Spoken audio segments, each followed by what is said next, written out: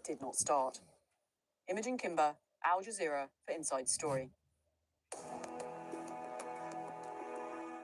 Well, let's discuss all of this further with our guest joining us today on Inside Story. From Washington, D.C., we have Anatol Lieven. He is director of the Eurasia program at the Quincy Institute for Responsible Statecraft. From Brussels, Teresa Fallon, director of the Center for Russia, Europe and Asia Studies, and a senior fellow at the Chicago Council on Global Affairs. And from Paris, General Dominique Trinquant, former head of the French military at the mission to the United Nations for France, and also France's mission to NATO. Thank you, all three of you, for joining us today on Inside Story. Let me start with you in Brussels, Teresa. If we go back to the start of this conflict, within hours, the UN Security Council met.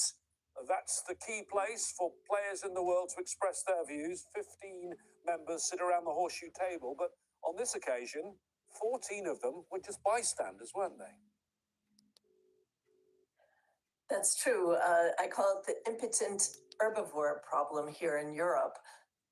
The Europeans feel very frustrated that they're unable to shape the strategic landscape of even their nearest neighborhood. I'm talking about Ukraine.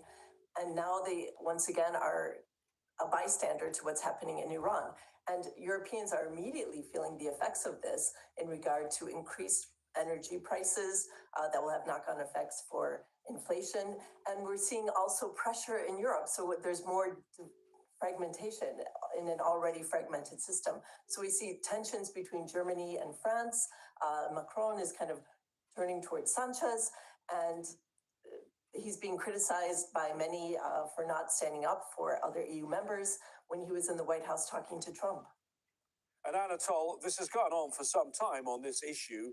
The rest of the world really has not had a say. If you go back before the JCPOA, the Joint Comprehensive Plan of Action, the Iran nuclear deal, as we tend to call it, in 2015, it was a global issue. There was the so-called P5+1, the 5 permanent members of the Security Council, Russia, China, France, UK and the US, and Germany. They were all involved, yet since Trump's been involved, it's very much a one-country show. Well, yes, absolutely. As you say, all these, it was a rather strikingly good international effort, including Russia, to bring about this agreement, which Trump, of course, then tore up. And when he tore it up, when he came to power in 2017, European governments, including, by the way, Boris Johnson, at that time Conservative Prime Minister, said that the European countries remained committed to the JCPOA. But under American pressure, they were totally unable to do anything to maintain or defend it. And now, yes, unfortunately, they look completely impotent. And I mean, what is, I think, especially shocking for Europe is that despite, as we've just heard, the tremendous impact on Europe, more immediately than any other part of the world except for the Gulf, Trump made no pretense of consulting with Europe, even warning Europe what he was about to do. And now we have hundreds of thousands of European citizens and American citizens, of course, stranded in the Gulf. Dominique, and we use first names on this program, but I could call you General, and that shows you the seniority that you have had in the French system. You know about how alliances work. You've worked at NATO. You've dealt with other key allies when you've been working at the UN. How unusual is it for key allies like particularly France and the UK that sit as permanent members of the Security Council along with the US not to be fully consulted in something as big as this? Yes, no, it's something very new. If we just remind the war in 23, is that at that time there was consultancy inside the Security Council. Now there is nothing. And I think it's more an Israeli war where the Americans are joining the Israelis concerning the threat on Israel, and so are not interested about talking with other countries. And it is very sad that only if there are consequences, then they will discuss. Because it was said, JCPOA was thrown out by Mr. Trump in 10 years ago, roughly. But in fact, in the last discussion with Iran, he was talking only about the agreement which was accepted in 2015, which is a bit surprising.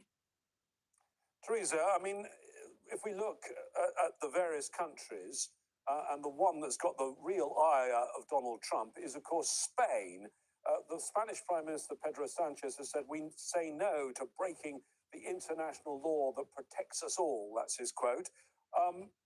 He's saying what the others actually believe, but he's the only one who's daring to speak out, isn't he?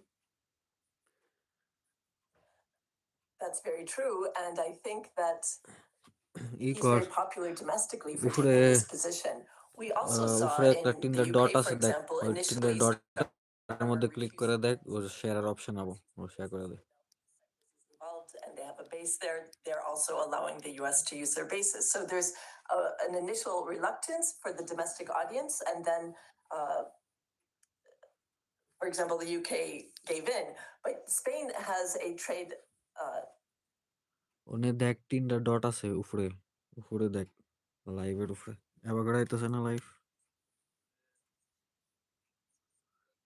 ওই যে দেখ তিনটা dot উপরে এই যে তিনটা dot ওটা click করে ই কর আবো দেখ Surplus with the US, so a deficit with the US. So it's not that the US can really punish them economically, which Trump kind of tried to lash out and do, saying we'll put 100% tariffs on Spain. And so I think that Europeans have to bide their time carefully because of the feedback loop about Russia, the war in Ukraine. So they have to try to keep Trump on their side, even though the US is kind of under the Trump administration 2.0 have pulled back a lot from Ukraine, but they're very dependent on the US, not only in Ukraine, but also in the Gulf, which is a key region for them. So the Europeans are once again reminded about their holiday from history where they decreased defense spending for 30 years. The defense base is really eroded, and they need to develop a layered defense. Sometimes there's a lot of money sloshing around now to increase defense spending, but maybe it's not the most efficient way to do it. We're seeing even the US asking for help on drone warfare, which to my mind was a complete shock. We've had 4 years of war in Ukraine using drones, and now the Trump administration is asking President Zelensky of Ukraine to actually send experts to help them fight against Iran drones, the Shahed drones. So it's a very complex world that we're living in. It's very difficult. And I think that there's been a lack of strategic planning. Previous speakers spoke about not talking to the allies. This shows complete, Trump does not really try to cultivate ally support, but he's going to need it.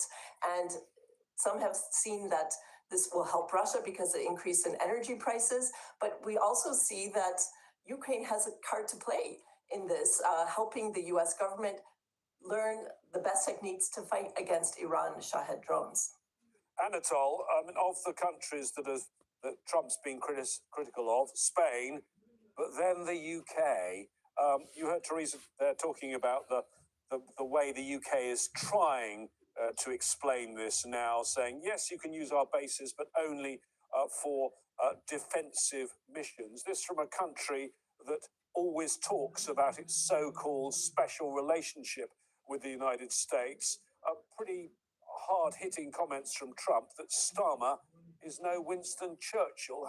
What do you make of how that will be seen by the British government and the British people? Well, as we just heard, there are great implications of all this for domestic politics in Europe.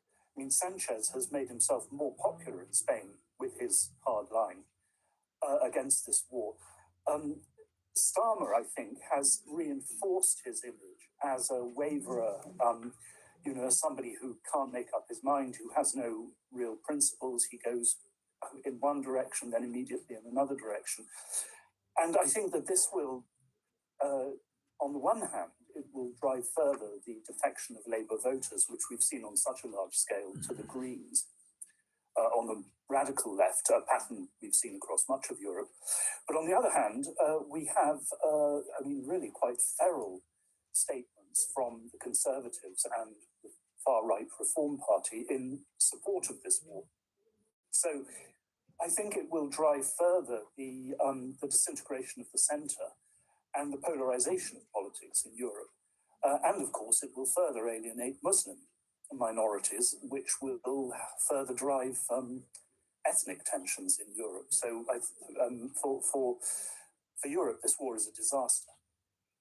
Dominique, let's rewind a little bit to a time I think you remember well, 2003. Then you were serving, because all of the missions, the embassies that are there at the UN in New York have top-level military people serving there too. You were serving in the French mission to the United Nations. Back in 2003, France and Germany took a very, very strong stand against George W. Bush's war plans in Iraq. Compare that with now. Yes, France does not think this is legal, but the criticism is much more muted, would you not agree? And why do you think that is? Oh, yes, I think there are two major reasons. The first one is in 2003, we had no proof about the danger of Iraq and the fact that Iraq was linked to the 9/11 attacks. So we needed proof. We didn't have proof.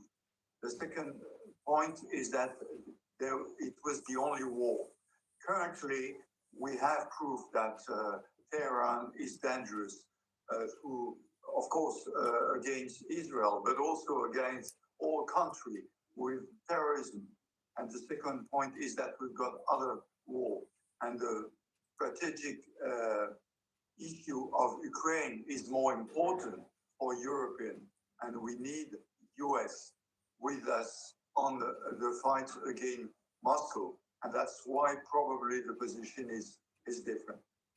Teresa, do you think there's also an aspect that about the way the Trump administration is conducting this war, that some might say this is not the way Western nations normally conduct war? I'm talking about, yes, there have been assassinations in history, but it tends to be a taboo that you start with a decapitation policy. Also, the sort of comments that come from the US Defense Secretary of War, as he calls himself, Pete Hegseth, saying we're not going to worry about nation building, democracy building, or political correctness or rules of engagement for that matter. And even the White House putting out videos showing the war as some sort of video game. Do you think there's distaste about all of that?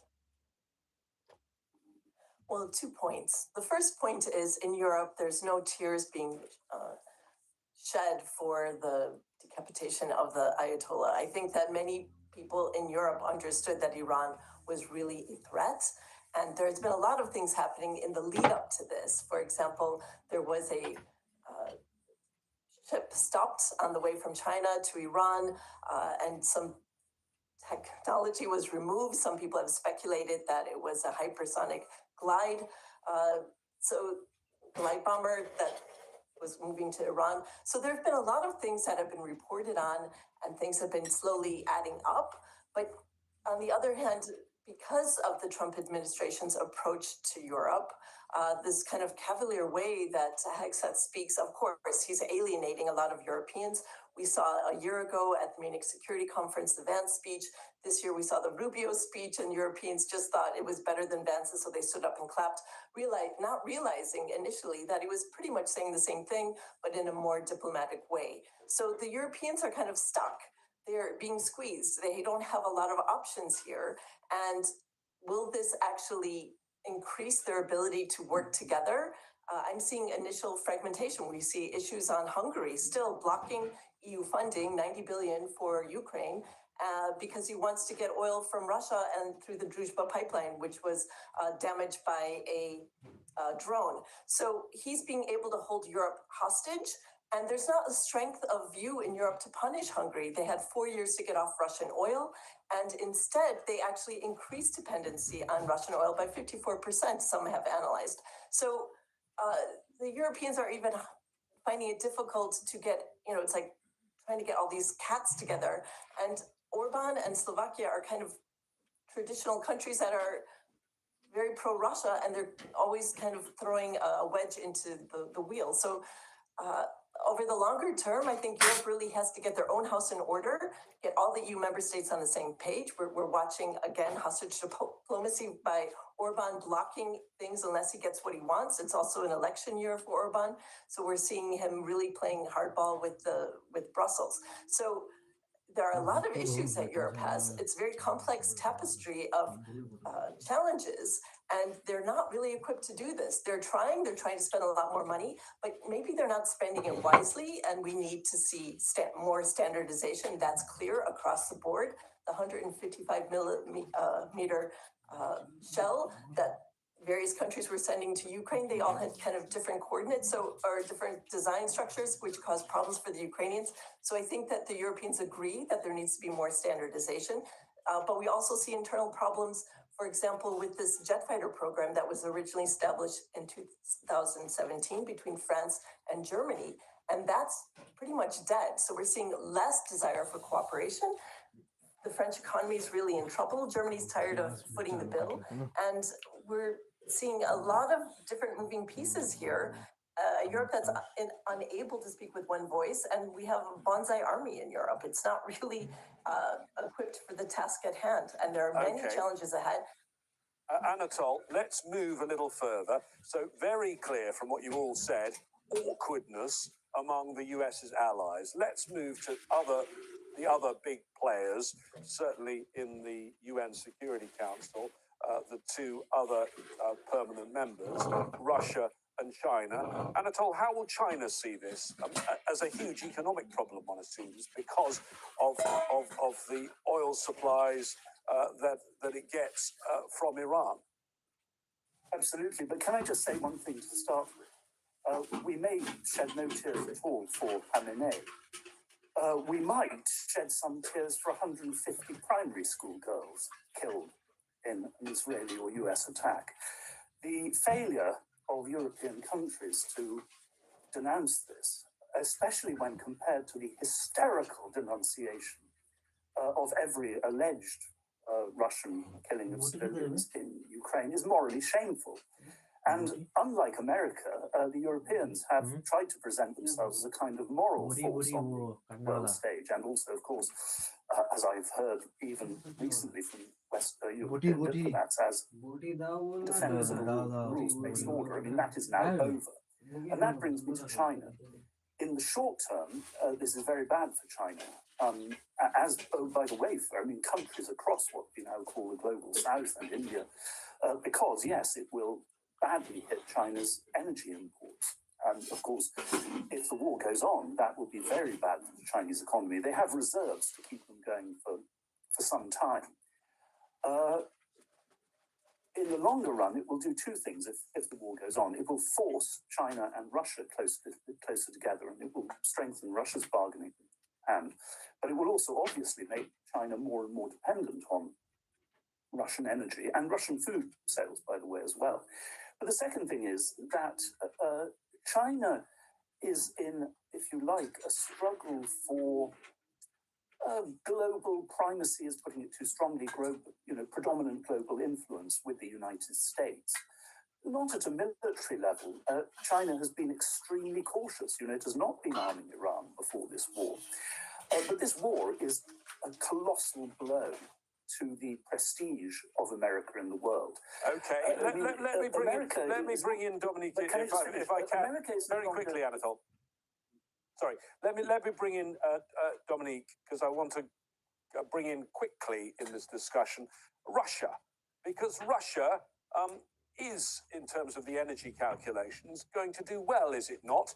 Do you think overall this is good news for Russia? Because, of course, Iran is a friend of Russia, and Russia's already lost Venezuela this year. A couple of years ago, lost Syria, it's losing its key allies pretty fast. Yes, and certainly showing that the military equipment of Russia is not doing well. No air defense was able to stop Israeli and US aircraft, and this air defense system are Russian. That's the first point. But on oil, you're right.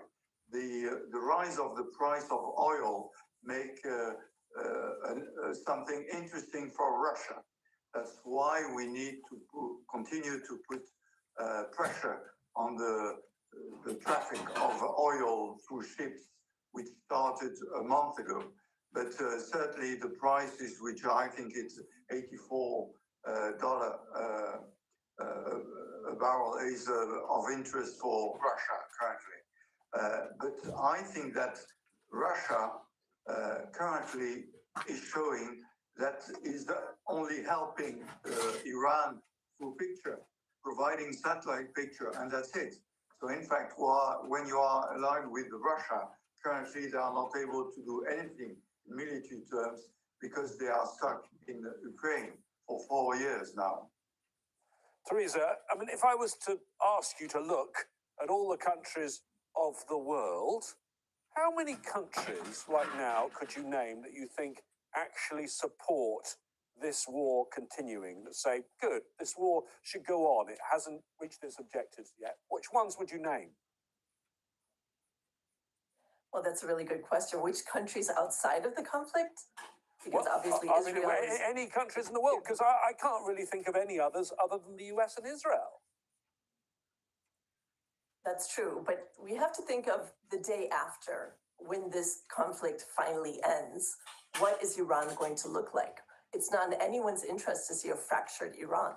And I think, especially for Europe, they're going to be worried about refugees flooding in, and we don't even know what the narrative, what kind of strategy there is for the day after this ends. The Trump administration has been very unclear about what they want. I mean, they've said they've killed tier 2, tier 3, all these other people they thought who could replace the leader. So it's very unclear. Maybe Israel wants such a weakened Iran that it could fragment, but I think that would be a real danger for the rest of the people in the region. So does Israel's goals and the US goals, do they converge, or are they going to actually be a problem down the road, especially for Europe? And Europe is unable to let me bring in Anatol at the end. In terms of leverage on trying to get the war to end, it seems to me that the only thing is economic leverage, and that means, I'm afraid, for all of us, things in the world and the global economy are going to get worse. Yes, I mean, the one thing I think that would bring Trump to end this war is if prices at US gasoline pumps really go up, and that threatens the Republicans in the midterm elections in November.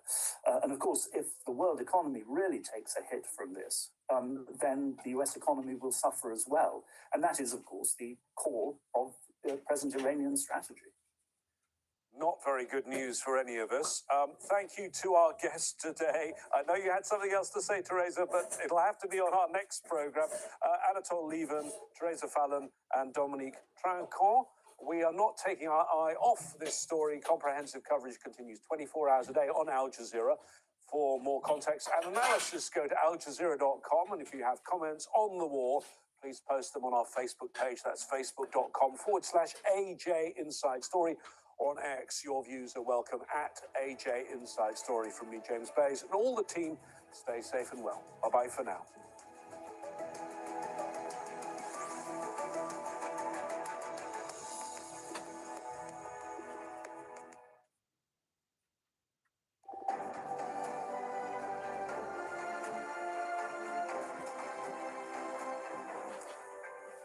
It is 18 GMT. I'm Cyril Vanier, and this is Al Jazeera's extensive coverage of the conflict between the U.S., Israel, and Iran.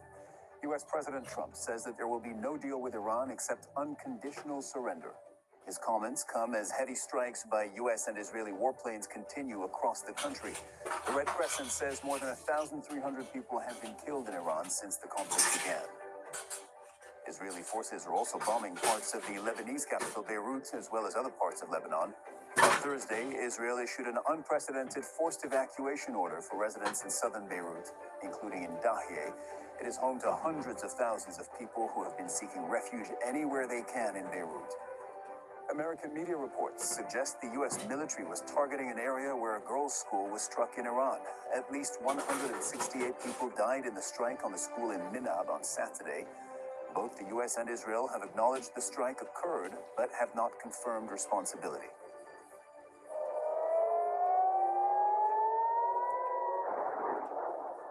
Iran has launched another barrage of missiles at Israel. Overnight explosions caused extensive damage in Tel Aviv. At least 11 people have been killed in Israel since Saturday. Qatar has warned of a dramatic impact on the global energy market. The Gulf state's energy minister says the conflict with Iran has the potential to, quote, bring down the economies of the world. This comes as attacks from Iran continued on Friday. Sirens have sounded in Qatar and other Gulf nations hosting U.S. troops. Well, Al Jazeera is live in Tehran, in Doha, and in Washington, D.C. Kimberly Halkett is our White House correspondent. Kimberly, Donald Trump says that he is not going to make a deal with Iran. What does he want out of Iran? Yeah, well, the U.S. president is looking for Iran to essentially find a new leader, one that he has deemed acceptable, according to his public statements. Now, he hasn't expressly said what he's looking for and what would be acceptable to the U.S. president, but we have got some clues from his public statements. He wants someone who is not tied to the current leadership, someone who is willing to negotiate peace. And Donald Trump has also said that he believes he should be involved in the appointment of finding the next leader. We also know from his statements that he has ruled out the supreme leader that was killed by the United States' son. He's referred to him as unacceptable and a lightweight. He also has said that he doesn't want to see the current policies continue in Iran because he believes that would lead to another war in 5 years. So in terms of what the U.S. president wants out of Iran, what he's looking for is a change in the relationship that the United States would have with Iran, one that would ensure that the two countries won't be fighting again, as he said, in another 5 years. Kimberly, I have a follow-up, but first I want to hear from Mohammed Val, who's in the Iranian capital, Tehran, to get the perspective there. So, Mohammed, you heard that Trump says there's not going to be a deal with Iran. But the Iranian president just a few hours ago wrote on X that, quote, some countries have begun mediation efforts. So are there any talks or pre-talks going on?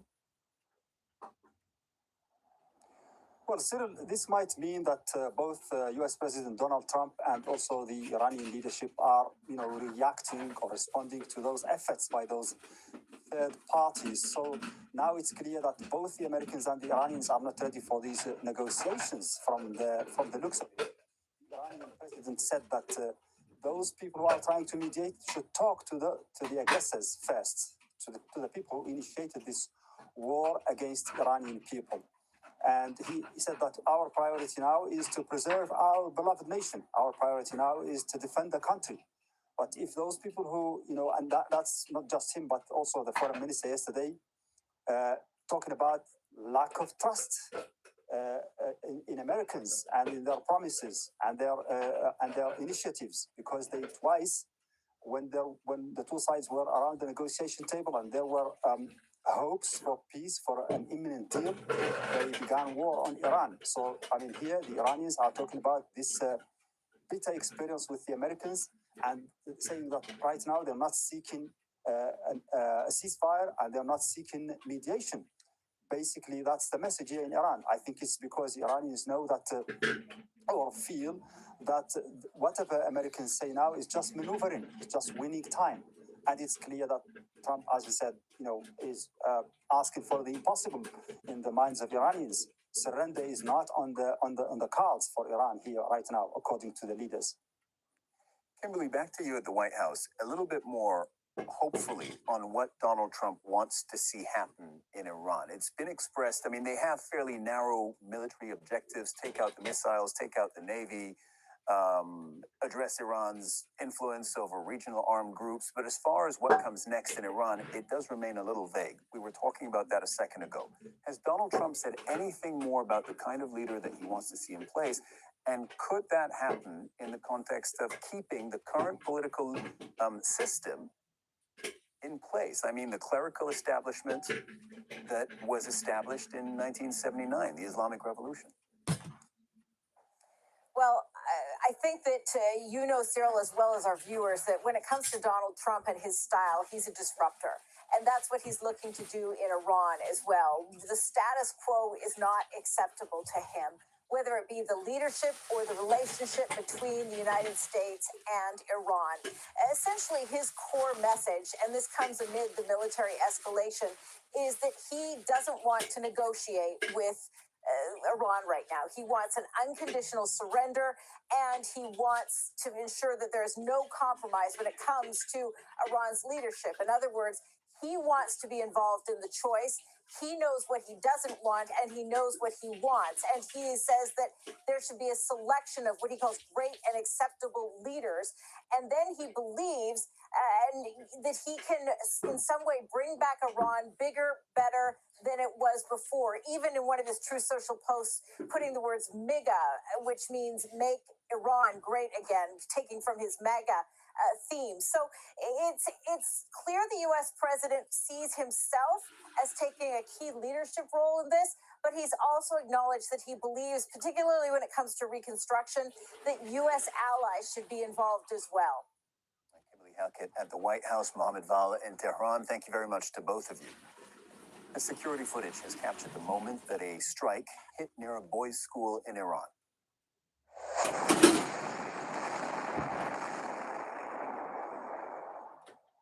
The attack took place in the northwestern city of Kazvin. At least one student was killed in that strike. Students and teachers can be seen running for safety there. And new information is emerging about the Minab school attack that killed at least 168 people almost a week ago. It happened on Saturday, the first day of U.S.-Israeli attacks on Iran. Both the U.S. and Israel have acknowledged that strike. Now, American media reports suggest the U.S. military was targeting the area at that time. Al Jazeera's Manuel Rapalos in Washington, D.C. The Iranian government, Manuel, reports at least 168 people killed in that strike on a school, most of them school children. Do we now have clarity on what happened? Did the U.S. military bomb that school? Cyril, this is still a developing story. We cannot say conclusively at this moment that the United States was responsible for that strike. What we can tell you is that what we're learning today is that the White House sent White House officials to Capitol Hill to meet with lawmakers behind closed doors for a briefing where it was reported that the U.S., under a preliminary military investigation, that the U.S. military conducted a strike near that school, and that school may have been struck by U.S. bombs while they were targeting a nearby IRGC facility. These are questions that have been asked of the administration throughout the course of the week.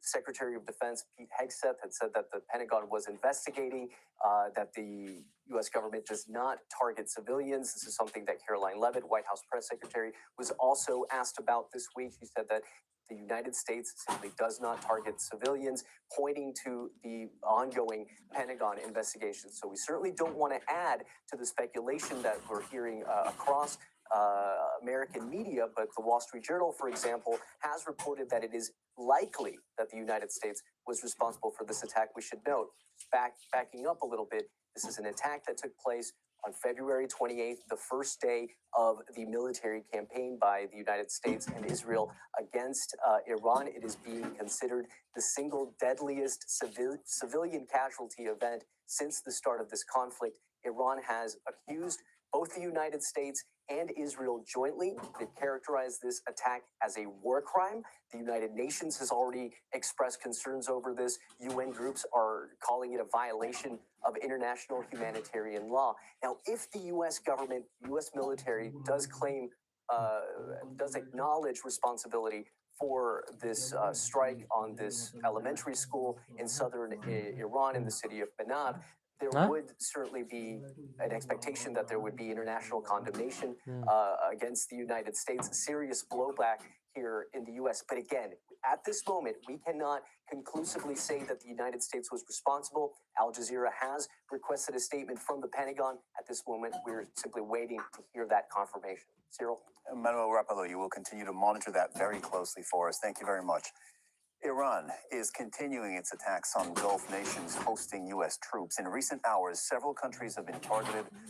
These strikes have been happening since the conflict began. Overnight in Bahrain's capital, Manama, one hotel and two residential buildings came under attack.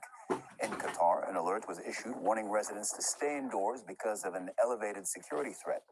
In Kuwait, an explosion was reported from an airbase in the south of the country. There have also been reports of interceptions in Saudi Arabia and the UAE. Al Jazeera's Laura Khan is in Doha. Gulf countries have been under attack every day from Iranian drones and missiles since this started on Saturday. What's the military picture today? Well, absolutely. And a pattern has absolutely emerged from this in that Iran will send cruise missiles, ballistic missiles, and Shahed drones, including other drones, to what they seem to consider strategically important areas, but they'll send a number of them trying to make a hit. Each of these countries in the Gulf nations have their own multi-layered defense systems, so they'll be taking them down by air before they hit their target. And we're seeing this happening every single day over the previous 7, we're now in day 7 of this war. So just to give you a little update, we go to the Emirate of Fujairah. They've actually taken control of the fire from a petrochemical plant that's been on fire for around 3 days, and that's come from the shrapnel falling from an intercepted drone. We also saw in Saudi Arabia, in El Khas governorate, that's just southeast of the capital Riyadh, where a cruise missile has been intercepted. You were speaking about Bahrain earlier. There's been some siren alerts. The Interior Ministry said from Bahrain, where they've been dealing with a number of missiles coming in. However, that apartment building was struck.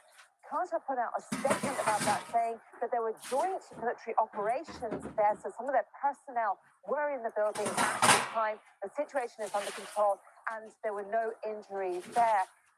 In terms of here in Qatar, as you well know, we've had many alerts on our phones. These are security alerts, so you have these sirens going off across the Gulf states. But here around 3:45 in the morning, we had the first lot of alerts when Iran sent drones towards Al Udeid Air Base. That's where there's the US Central Command. There's also Qatari sovereign territory and their own air base. They attempted to hit that. Qatar said they hadn't hit the base or caused any damage. And then around 3 hours ago, another alert, but it seemed nothing had come from there. So, of course, there is a real state of readiness, and this is really putting to test these multi-layered air defense systems across the Gulf nations. And Laura Khan reporting from Doha. Thank you very much, Laura. Israeli forces have targeted UN peacekeepers stationed in Lebanon. Several personnel from Ghana were injured when their position in the town of Kuza came under attack. UNIFIL is investigating whether the attack was deliberate. This comes after an incident late last year when the UN detachment also came under Israeli artillery fire. Iran. Israeli attack. Iran, Well, that's what Israeli attacks in Lebanon look like. They've caused thousands of people to flee their homes. Israel has issued forced displacement orders from southern Beirut, which is home to hundreds of thousands of people. Israel has been striking that area for several days now. The UN's refugee agency has declared the situation in the Middle East a major humanitarian emergency. At the moment, with these blanket, massive displacement orders, we are talking here about hundreds and thousands of people. Our colleagues on the ground hear every day about the anguish that people face, about not knowing where to go, not knowing how long it will take. Obviously, this raises serious concern under international humanitarian law, and in particular when it comes to issues around forced transfer. Many of the people who've become internally displaced have ended up on the streets of central Beirut, sleeping in their cars or even out in the open. Al Jazeera's Bernard Smith reports from the Lebanese capital. Hussein al-Shakif shows us what happened to his car as they fled Israeli shelling on their border village in southern Lebanon, with shrapnel raining down. With an aunt, Amina, his son Ali, and wife Hoda, the family have spent the last 3 days traveling north, sleeping in their 2 cars that are packed with everything they could carry. I went to get my car and there was an airstrike. We barely made it out. We stayed on the road for more than 4 hours, moving a little at a time. In the end, we slowly kept going, and then an airstrike happened right in front of us. Thank God it didn't hit us. I had just recovered from the shock when another strike happened behind us. Like tens of thousands of others here, they have nowhere to go and no money to pay for a hotel or apartment. The government has handed over this stadium in Beirut to a charity that hopes to accommodate 5,000 people. Volunteers are learning how to put up the hundreds of tents that will shelter the displaced. The main challenge now is preparing this area quickly so people can come in. It is not acceptable for people to remain on the streets for 4 days. Right now, the site isn't ready. The toilets aren't working. There is no water supply, no electricity, no tents, and nothing on the ground to protect people from the cold and rain. It's going to be another 48 hours before this place is in an adequate condition to accept anyone. Until then, people sleep where they can. Beirut's Corniche has become a campsite, and the city's public schools opened as shelters. Everyone here just wants to know when they can go home, but nobody in authority is able to tell them. But there's every indication that Israel's operation in Lebanon may take weeks or even months. In the meantime, more and more people forcibly displaced from the south need somewhere to go. Hussein's home was flattened by Israeli shelling this week for a second time. He just partly rebuilt it after the last war in November 2024. Only Israel will decide when we go home, he says. Bernard Smith, Al Jazeera, Beirut. So let's discuss all of this with our panel. Abdullah Bandar Al-Taibi joins us in the studio. He's an assistant professor in international affairs at Qatar University. Abdullah, it's good to have you on the program. Mohammed El-Masri, professor of media studies at the Doha Institute for Graduate Studies, also with us. And from Washington, D.C., Omar Rahman, a fellow at the Middle East Council on Global Affairs. Gentlemen, thank you very much to all of you. Look, I'm hoping for just a brief yes or no, or just a few words answer to this first one from all of you. Donald Trump says he will not make a deal with Iran. He will accept nothing less than unconditional surrender. I'm just curious, do any of you think Iran will at some point, whether now or later down the road, surrender? Mohammed?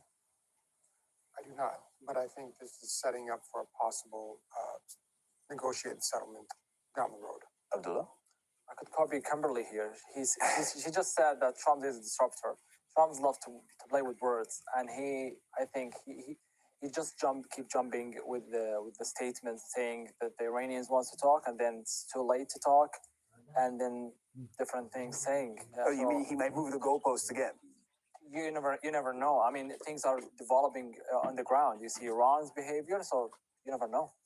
Omar, do you think there's a scenario where Iran surrenders?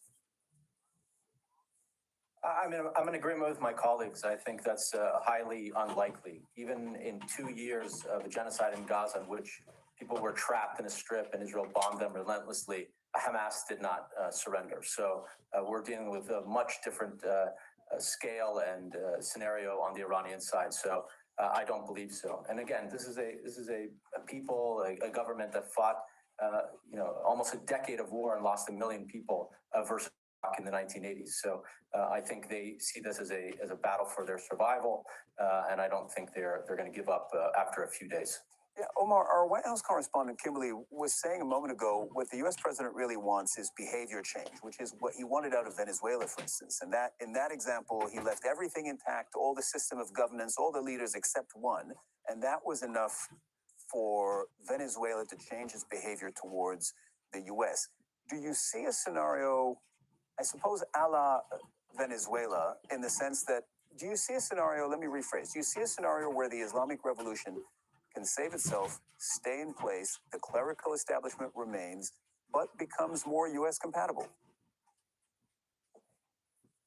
It's a possibility. Again, I don't think this is going to mirror Venezuela in any way, and obviously we've gone down a much different trajectory at this point.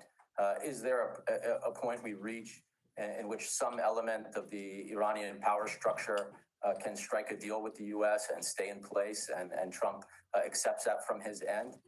Sure, I think that's always possible. But I think both sides are digging in at this point I think Trump is posturing by saying, absolute surrender. He needs to demonstrate resolve because there are serious questions about that resolve and U.S. staying power and Trump's staying power, not just on the munitions side, which had been a question early on, but just how much pain he's willing to take. And Iran recognizes that the weakness on the American side is that this is an unpopular war from the start. I mean, I just read that Trump's starting point in terms of popularity on this war is where the Vietnam War ended among American popular opinion. So he's starting from that low base.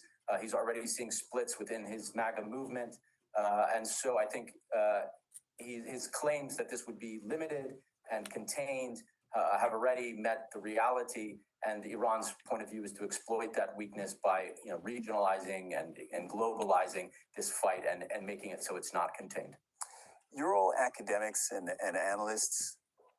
Are there any lessons from history, whether it's recent history or further in the past, that can teach us anything about this moment and possible outcomes? Well, regime change doesn't happen from externally. You have to take it from internally, like from the people themselves. So that's why I think Mr. Trump is moving with his strategies. Like he started at the beginning with targeting the supreme leader and the elite leaders in Iran.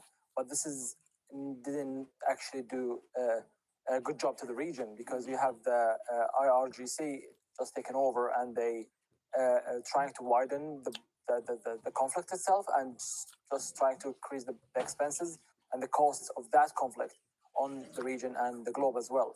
The Trump administration would probably argue, well, hold on, give it a few weeks and, we'll weaken or get rid of the IRGC and then the region will be better for it. That would be their argument.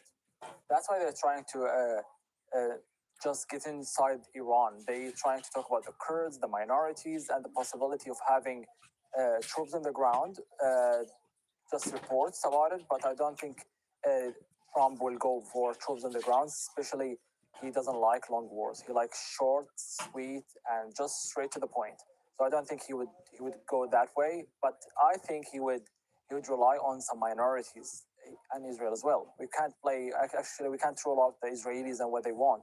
They are targeting all the leaders now, and they want the whole regime gone. Yeah, and the U.S. has a track record of waging an air campaign and then relying on what they would describe as partners on the ground. Because you talked about minorities in Iran. There are the Kurds, there are the Azeris, there are the Arabs.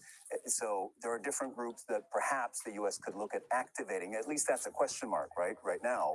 And the U.S. has done that in other countries in various forms before.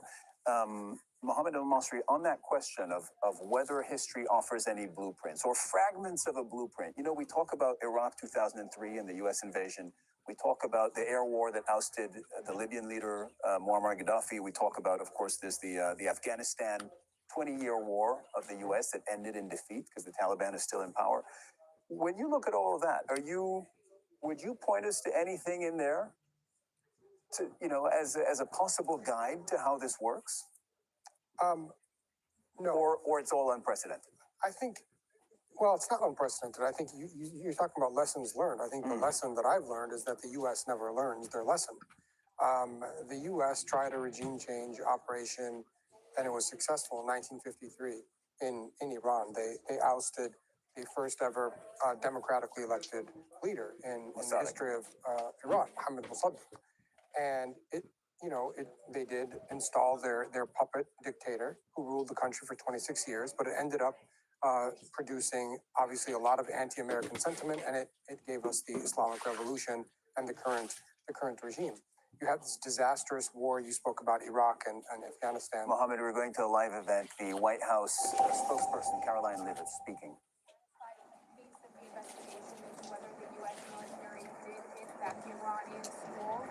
White House concerned that this was the United States?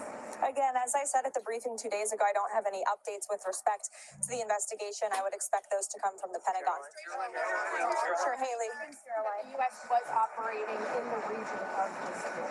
Again, I don't have any updates for you on the investigation. Those will come from the Pentagon directly. Haley. Presumably, Russia should face repercussion for providing intelligence to the Iraqis and target U.S. military? Again, I'll let the president speak on that directly. Sure. Caroline, do you have any comment on the MAGA influencer divide on the Iran war? It seems like everything on Axis, everything's going at each other. Any message to both sides of that? just remind people, X is not real life. This president lives in the real world. And with respect to MAGA, President Trump is the leader of MAGA. He's the creator of the MAGA movement. And there is nothing more America first than taking out terrorists who have maimed and killed our own servicemen and women, who chant death to America and who pose a threat to the homeland. And so President Trump is a leader of the peace. He attempted peace through diplomacy exhaustively and extensively with the rogue Iranian regime. And so they have been struck with the strength and the sheer might and will of the United States Armed Forces. And President Trump has proven he's a man of his word. If you go back and look, not just over the past year as president, but in his first term and in many years in his private life as well, when he has said that the Iranian regime can never obtain a nuclear Epstein bomb, ভাইয়ের কথা well, কবে now he's দেখতে finally দেখি acting শুনি on it. And he has the courage to do what so many presidents in the past did not. We'll see you guys later. You've been listening to the White House spokesperson, Caroline Leavitt. The first couple of questions, I don't know if you could hear them, the first couple of questions she got were about something we were reporting on earlier in this program, which is about the strike that killed on the very first day of this war 168 people in the southern Iranian region of Banat. This was a strike on an elementary school. Most of those 168 people killed were therefore school children. And it's an open question as to who carried out this strike. But right now, the U.S. is getting very, very pointed questions as to whether they committed a massacre on day one of this war. What's interesting, and I'll go back to our panel, Abdullah Bandar al-Taibi, Mohammed al-Masri, Omar Rahman. Mohammed, you're also a media studies professor. What's interesting here, I mean, first of all, we have to acknowledge the death of almost 170 people, children. So I'll just let that hang because nobody is contesting those deaths. The U.S. is getting questions about whether they did this. And in terms of narratives, in terms of storytelling, in terms of accountability, if it turns out that it is them, it becomes a very different story. That would mean that on day one of the war, the U.S. would have killed dozens and dozens of school children. You're right. You're absolutely right. And what I think is interesting is how the media have been talking about this. Can we all just imagine for a moment if Iran had launched a rocket or a bomb at Tel Aviv and killed 168 people at an elementary school, most of them little girls between the ages of 7 and 12. There would be wall-to-wall coverage, not just in the United States, but all over the Western media, and Iran would be demonized as a kind of Satan. The U.S. media have mostly been shrugging this off.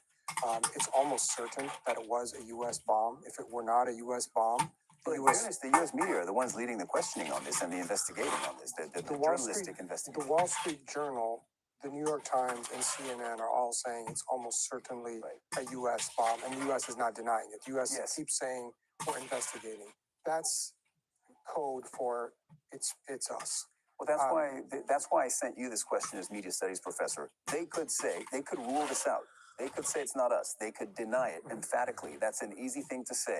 We just had the White House spokesperson. She was asked 3 times. She could have said, definitely not us. She didn't say that. She didn't say that. But I don't want to let the U.S. media off the hook. It's true, and we should give credit where it's due to CNN and the New York Times and the Wall Street Journal and other outlets who have now, over the past 36 hours or so, started to kind of wake up on this story. But for the first several days, they were almost completely shrugging this story off, and they were reporting it as I was following the headlines very closely. Iran's state media claims. Everything was prefaced with this was something that the Iranian state media were claiming. That's a delegitimizing attempt, basically, by reporters when they do that. I looked at the strikes on Israel by Iran. Iran killed 9 people in Israel. They did not say, according to Israeli media or Israel says. So there was a double standard in the reporting. And again, I just asked this question to all of the viewers. What would the reporting look like if it was Iran killing 168, mostly little girls? It would be very different.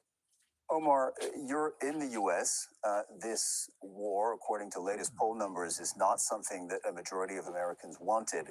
Do you think an event like the one we're talking about now and the killing of over 160 school children, do you think that is something how will that be absorbed by the American public? And again, we don't have a firm answer as to who it is, but we have major U.S. media outlets saying it is, quote, probably the U.S.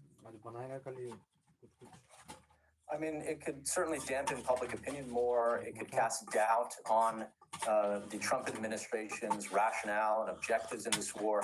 I mean, Dr. Masri is right. I mean, this story was being shrugged off.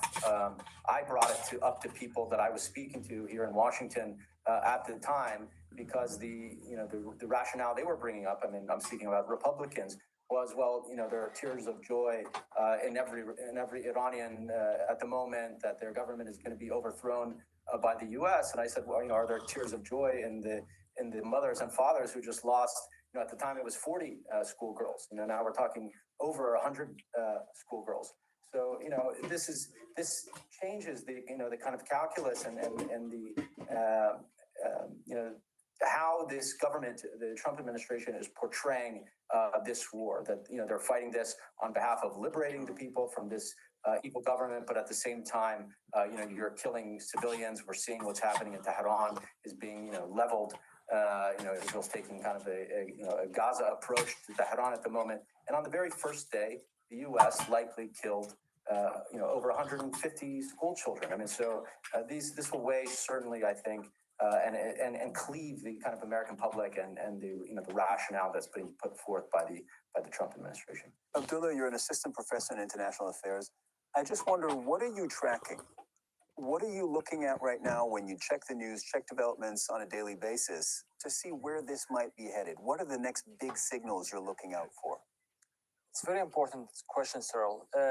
Things are going really badly in the region at the moment with no hope of ending this conflict.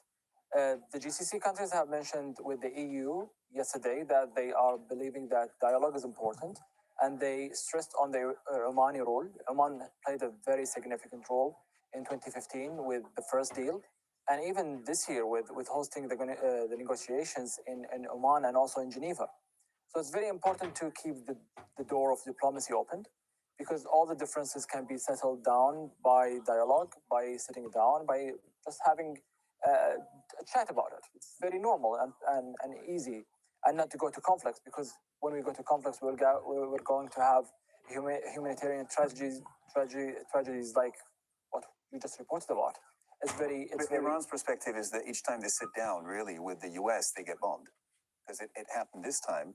This war began in the middle of an active negotiation process, and last summer in June, same thing. They were actively negotiating with the U.S., and again, they got bombed. Yes, but it has been 1 year since what happened in June, almost a year. So, where actually were the Iranian efforts regarding that? It's a very important question. This is number one.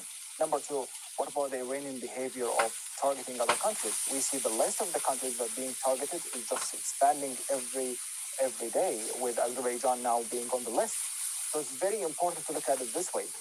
Yes, the Iranian nuclear deal need to be done for the sake of safety and stability in the region, but also this doesn't mean that targeting other countries in the region would be easy, because sovereignty is a red line, and this is being crossed by Iran several times, and this is not good. This is actually driving the whole region into instability, and this is something the whole world is witnessing and suffering from. When we talk about the global security, and we talk about the global energy security, when we talk about there is no liquefied natural gas anymore from Qatar, and you talk about Bahrain and Saudi Arabia being targeted when it comes to oil facility, this is not good. Also, we talk about aviation and also maritime. It's very important. The region is very vital to the world, and if we need to get things done the right way, then we have to sit down and talk about it. All right, gentlemen, thank you very much for this discussion. I think we'll get another shot at it a little later, and that energy question that you brought up, Abdullah, is one that we're going to be asking later in this program. Abdullah Bandar Al-Taibi, Mohammed Al-Masri, Omar Rahman, thank you very much to all of you. It is just past 18:30 GMT, and you're watching Al Jazeera's extensive coverage of the conflict between the U.S., Israel, and Iran. I'm Cyril Vanier. U.S. President Donald Trump says that there will be no deal with Iran except unconditional surrender. His comments come as U.S. and Israeli warplanes are pummeling areas across Iran. More than 1,300 Iranians have been killed since the conflict began. American media reports suggest the U.S. military was targeting an area where a girls' school was struck in Iran. At least 168 people died in the strike on the school in Ninab on Saturday. Both the U.S. and Israel have acknowledged the strike occurred, but have not confirmed responsibility. Israeli forces are also bombing parts of the Lebanese capital Beirut, as well as other parts of the country. On Thursday, Israel issued an unprecedented forced evacuation order for residents in southern Beirut. That includes Dahieh. It is home to hundreds of thousands of people who've been seeking refuge anywhere they can in the Lebanese capital.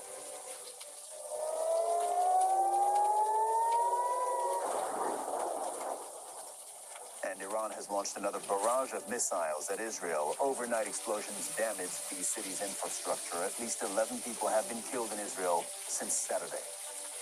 Qatar has warned of a dramatic impact on the global energy market. This coming as attacks from Iran continued on Friday, sirens sounding in Qatar and other Gulf nations hosting U.S. troops.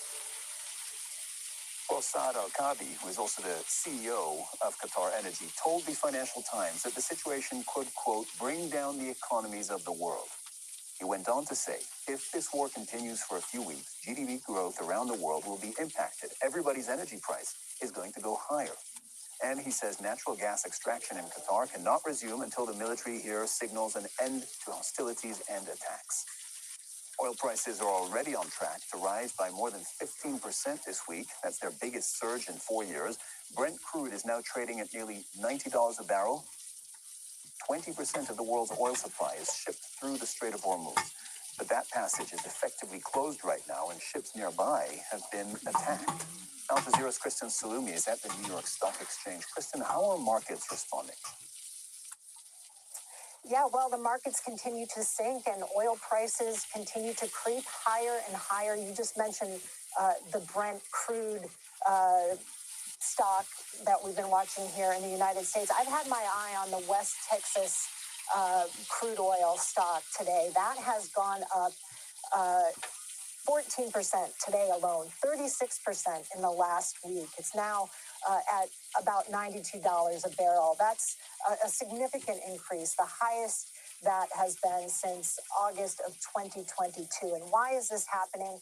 Well, so much uncertainty over this conflict and how long it is going to continue. We had President Donald Trump saying on Friday that only unconditional surrender from Iran would lead to an end to this conflict. Obviously, that has people concerned about what that will mean for the worldwide oil supply. We've also had that interview you mentioned with Qatar's energy minister in the Financial Times, where he said that Gulf oil production would have to come to a complete standstill if the situation in the Strait of Hormuz wasn't addressed, if tankers were not allowed to pass through there. That's an area that handles 20% of global oil supply. That obviously is going to be a concern for investors here in the United States as well. Even as the Trump administration has tried to signal that they will take steps to ease the pressures on oil and on transport. Clearly, investors are watching every move and reacting to that. It's been an incredibly volatile week with the markets here. That's a big concern. And then we have other economic news weighing on investors as well. So all that just creating incredible uncertainty. And the longer this conflict continues, the more the impact is going to be felt in the markets. Kristen Salumi reporting from the floor of the New York Stock Exchange. Thank you very much. The head of the International Energy Agency says the crisis unfolding in the Middle East has prompted discussion among some countries about whether to go back to using Russian gas. Fatih Birol stressed that using Russian supplies is politically sensitive due to the Ukraine war. The current the crisis in the Middle East, in some quarters, lead questions about the Russia, whether to go back to Russia or not. Of course, it will depend the countries their own decision. But my personal view is, first of all, the Europe's one of the Europe's historical mistake was the over-reliance of its energy sources on one single country, which is Russia. But joining us from London is Chris Weafer, the Chief Executive Officer of Macro Advisory. That's a strategic consultancy which focuses on Russia and the Eurasia region. Chris, welcome back on Al Jazeera. European countries have spent the last 4 years weaning themselves from Russian energy because of the Russia-Ukraine war. They're about to complete that process next year. No more oil and gas, well, no more gas by the end of yet next year, and there are already virtually no more oil. Could this force them to go back to Russian energy? Well, as the previous speaker said, politically that's extremely difficult. A lot of countries will be very opposed to going back to Russian oil or gas. But the reality is, and like in terms of real politics, as we used to call it before, the reality is that there is not a reliable alternative supply. If the conflict in the Gulf continues or even extends for a couple of weeks, then we know there's going to be shortages of oil and gas around the world, and that will hit Europe very badly. So they will have to have that discussion about returning to some form of Russian supply, whether politically they like it or not. I mean, clearly there'll be no discussion about going back to the same level of dependency as was the case before 2022. But to cut off Russia completely, especially as Russia is next door to Europe, now looks increasingly dangerous. Just to remind you, the EU has already adopted a timeline which has been approved, and that timeline says that no EU country should buy any new gas, LNG gas from Russia after the 25th of April, so coming up quite soon, and no more piped gas after the middle of April, and then in June, and then by the end of this year, the European Union should not be buying any gas by pipe or LNG from Russia whatsoever. So, that's obviously a discussion that's now going to have to take place, but probably we'll wait to see how the war in the Gulf shapes out and try and get a measure of what the damage to the energy markets will be from that. Most countries have strategic reserves of gas, right? So that if there's a decrease in their normal supply, they can absorb that. They can ride that out for a while. In a scenario where the Strait of Hormuz remains shut, let's say we don't know exactly, but it remains shut for weeks, how long before Europe in particular feels the pinch and, gets close to running out of its strategic reserves? Well, the issue really is it's about rebuilding for winter. So right now, Europe, it's coming towards the end of winter. They've had enough gas. There's no real shortages, but reserves of gas are at an historic low. Countries in Europe normally start to rebuild the reserves for next winter, as early as this summer and then the autumn. So the real concern will be not so much that Europe will run out of gas, in the next couple of months. There's certainly enough gas in storage for Europe almost to the end of the year. But the problem is then you'll have none coming into next winter unless you can start buying supplies from early summer. So if the straits stay blocked, then, Europe does not buy a lot of gas from the Gulf countries. But there will obviously be huge demand from countries that do, such as China, India, the other Asian markets. So there will be a significant shortage of available gas in the world, and Europe will not be able to rebuild its reserves coming into next autumn or winter. And so, if you like, it's not a case of we're going to run out tomorrow, but it is a case of the situation is becoming quite dangerous and urgent, and the discussion about how to refill those tanks and where to get gas will really have to start around late April or May, exactly at the time when the EU is planning to ban any new short-term LNG contracts from Russia. Chris, that's the picture for Europe, but there's also a big Asia question because they buy a lot of the gas that comes out of this region, a lot of Qatar's liquefied natural gas. Yesterday, we were reporting that South Korea is a big buyer. Japan is also heavily dependent on energy from this region. What happens to Asian countries? Well, in about 2 or 3 weeks' time, you're going to see an even more significant rise in the price of gas and oil if the straits remain blocked. Because the countries are now already starting to push into their reserves. If they can't replenish those reserves, and clearly they'll want to manage them reserves if the situation remains uncertain. So you're going to see a much more significant rise in energy prices, probably towards the end of March, early April, if the straits remain blocked and if those volumes are not going. And then you'll have countries like Korea, Japan, and China, which will be scouring all global markets looking for any available LNG. So the price of energy, oil and gas, will rise around the world because China and those Asian countries, of course, will scramble to buy whatever is available. So you can't say that any one region is safe from what could be the impact of a very severe energy crisis in about 2 or 3 weeks' time at the latest. Chris Weaver, thank you very much for joining us on Al Jazeera. Iran's military has warned Iraq's Kurdistan regional government that it will take actions against any move to deploy forces along the Iranian border. This comes after Donald Trump said that if Kurdish forces want to mount an armed offensive against the Iranian government, then he would support it. There's also been a series of attacks on Kurdish targets in the region. The latest attack hit a site belonging to an exiled Iranian Kurdish group based in Iraq. Drones and missiles targeted the site in northern Iraq belonging to the Iranian Kurdistan Democratic Party. We're getting live pictures now of the skyline over Tel Aviv, where I'm being told an attack is now imminent.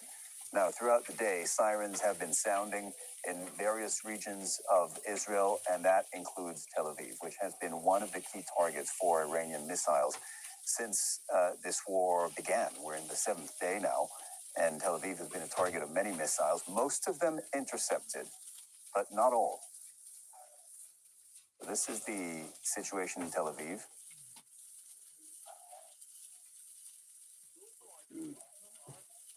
We understand a missile has been launched. That's something we're monitoring. Now, Al Jazeera's Asad Beg is in Iraq and has spoken to the leader of one of the exiled Iranian Kurdish groups. Baba Sheikh Hosseini is the Secretary General of the Chabad Organization of Iranian Kurdistan, and he confirmed that the U.S. has made contact with the group and says it is highly likely that exiled Iranian Kurdish groups will stage a ground operation. Just directly, are your fighters already mounting a ground operation against Iran? At this moment, no. We are not currently engaged in any offensive operations. We have been planning for a long time, and now that conditions are more favorable, there is a strong probability of action. We have yet to reach a decisive decision, but it is highly likely we will move forward with a ground operation. The Americans have contacted us through various channels, but until now we have not met directly. But they contacted us.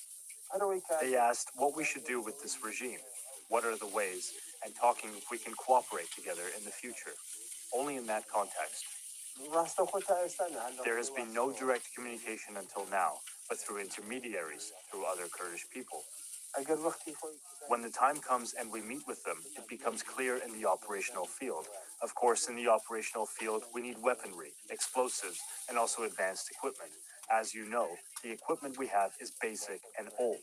Today's wars are more advanced than before. So if there was something like this, we have this request. And 1 week on, the conflict between the U.S., Israel, and Iran is spreading throughout the Middle East and beyond. Julie Eiger takes a look at the countries now involved as tensions continue to escalate. On the 28th of February, the US and Israel launched joint strikes on Iran. Since then, more than 100 cities have been attacked, and at least 1,300 people have been killed, including Iran's supreme leader. Iran was quick to retaliate, launching thousands of strikes towards Israel. One of the deadliest attacks was on the city of Beit Shemesh. But Iran also launched near simultaneous attacks on countries in the region hosting US bases. These are the countries that have been affected so far, and the missile interceptions are still taking place. Some of the attacks have hit US embassies, oil refineries, and even hotels. Then, On the 2nd of March, Hezbollah decided to attack Israel in response to the killing of Iran's supreme leader. And of course, Israel retaliated. The violence has sparked widespread displacement across Lebanon. On the same day, Cyprus reported that a British airbase had been attacked. Several European countries have decided to send naval assets to Cyprus following that attack.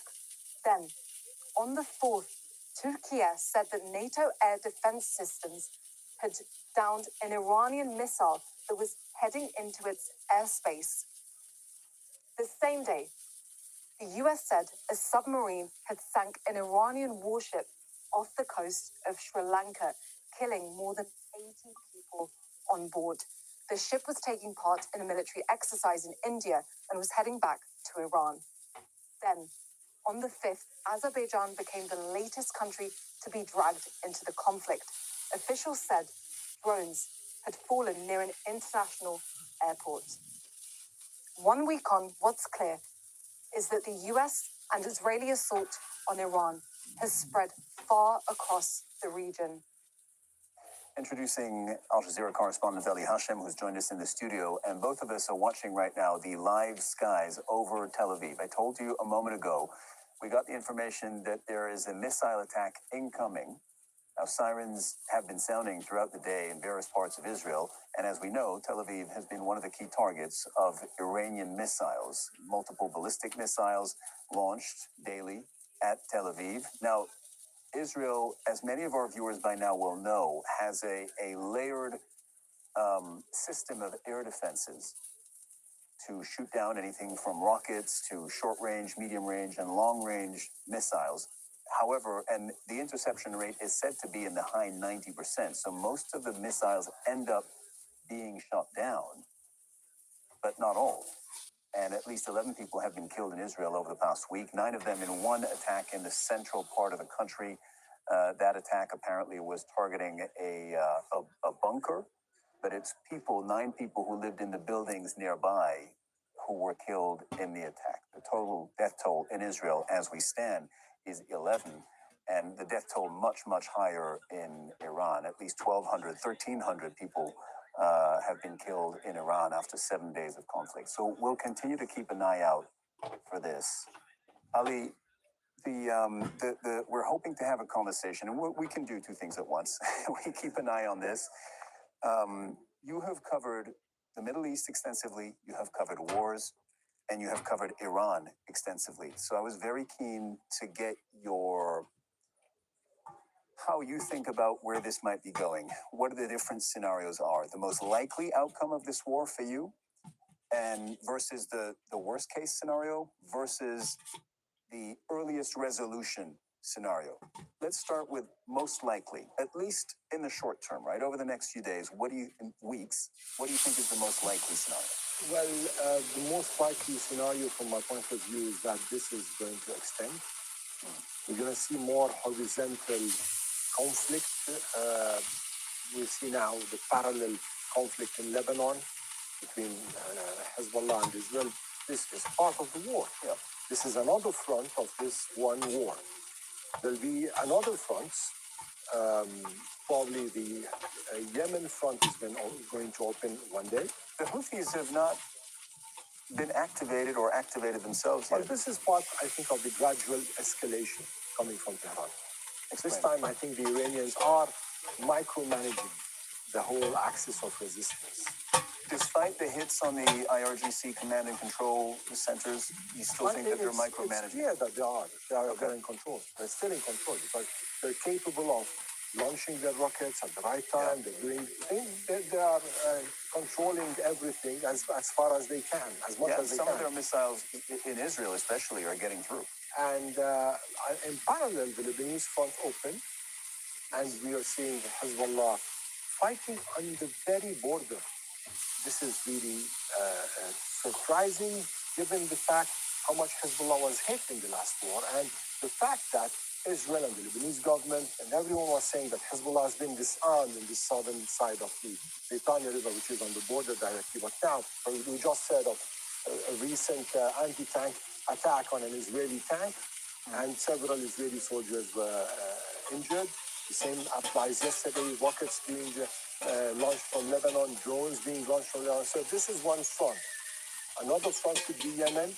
And the third front we are already seeing activated, but in a different way, is the Iraqi front, whereas Iraqi militias, Shiite militias, are currently efforting in neutralizing the Kurdish groups, Iranian Kurdish groups in northeast Iraq. So we're seeing several attacks towards Erbil, Sulaimaniya, and the areas where there are Kurds. So it seems we are seeing different aspects, and this horizontal conflict is just extending one after the other. So yes, what I see as the most likely scenario is that we'll see more fronts opening. The less likely scenario for now. Ali, pause for a second. I just want to acknowledge for our viewers that we're looking at the skies over the entire region right now. Okay, so top left, as you can see, is Tel Aviv. You've got Beirut, bottom left, Doha, bottom right, and Tehran, top right. And these are countries that have all been targeted daily. Tel Aviv, of course, Beirut by Israel, and Tehran has been struck by both the U.S. and Israel. As for Doha, it is one of many Gulf countries. In fact, all Gulf countries have been targeted, and this is happening daily. Sorry to interrupt. You said most likely scenario, at least for the immediate future, is Iran regionalizes even more than it has already done. And that would mean more activity from the Iran-aligned militias in Iraq, and more activity to come, probably, from the Houthis in Yemen. Yeah, and that means Iran will have to launch as much missiles as it is. For example, right now, there are some observers saying that Iran is sending less missiles. Yes, it's launching less missiles from Tehran, but there are more missiles being launched from Lebanon. So the idea is that just kind of distributing the effort. And it seems that the Iranians are going towards this new situation where there'll be several fronts. These fronts would be taking care of putting the pressure.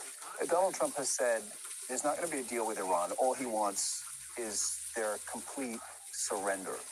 Every single analyst I have spoken to has said Iran is not going to surrender. That is not what they do. That is not what they've ever done. It just isn't in their, it's not in their MO. Do you agree with that?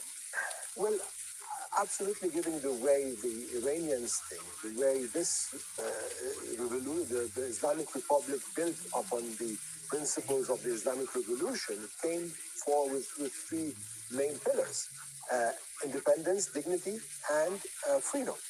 So these three pillars do not really go with surrender. I don't think they are going to surrender. Also, given the fact they come from an ideological school, which is it's a clerical establishment that leads clerical Iran. establishment. They are the Shia school in clergy. This is more confrontational, and this is more raising the slogans of martyrdom. So there is a historical background here. But the Iranian government and the clerical establishment that runs Iran has run Iran since the Islamic Revolution. Look, everybody says their main goal here is for their form of governance to survive, for the establishment to survive. Even if leaders 1 through 10 get killed, they want the system to survive. Couldn't they massively compromise with the United States so that the system survives? The system won't survive with surrender. It will survive with the compromise. But can the country change its behavior in a way that would end up being acceptable to the U.S.? The U.S. says, look, we want no imminent threats against us, and we want, again, this is the U.S. talking, we don't want Iran to ever have a nuclear bomb. Do you think they could move in that direction? The Iranians are ready to save from, they just said it several times that they do not want a nuclear bomb. They said it. Yes. And they had the fatwa of the previous or the former Supreme Leader. And with the new Supreme Leader, I don't know if there's going to be a fatwa to prohibit the nuclear bomb. This is another issue. Now, with respect to giving concessions, yes, it's possible to see them giving concessions, but not under the title of surrender. Ali Hashem, thank you very much for joining us in the studio. Thanks for your analysis. It has just gone 1900 GMT. I'm Cyril Vanier, and you're watching Al Jazeera's extensive coverage of the ongoing conflict between the U.S., Israel, and Iran. U.S. President Donald Trump says that there will be no deal with Iran except unconditional surrender. His comments come as heavy strikes by U.S. and Israeli warplanes continue across the country. The Red Crescent says more than 1,300 people have been killed in Iran since the conflict began. Israeli forces are also bombing parts of the Lebanese capital Beirut as well as other parts of the country. On Thursday, Israel issued an unprecedented forced evacuation order for residents in southern Beirut. Beirut, that includes the suburb Dahieh, which is home to hundreds of thousands of people who have been seeking refuge anywhere they can in the Lebanese capital. American media reports suggest that the U.S. military was targeting an area where a girls' school was struck in Iran. At least 168 people died in the strike on the school in Minab on Saturday. Both the U.S. and Israel have acknowledged the strike occurred, but have not confirmed responsibility.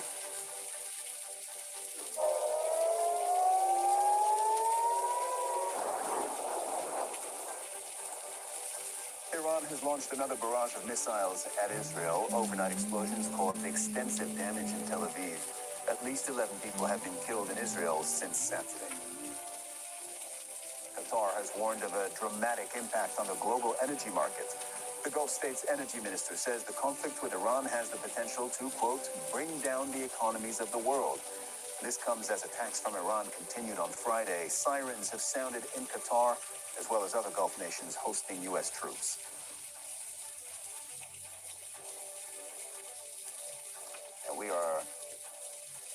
Now, the White House has provided an update on the war, saying that U.S. forces have already destroyed much of Iran's fighting capability.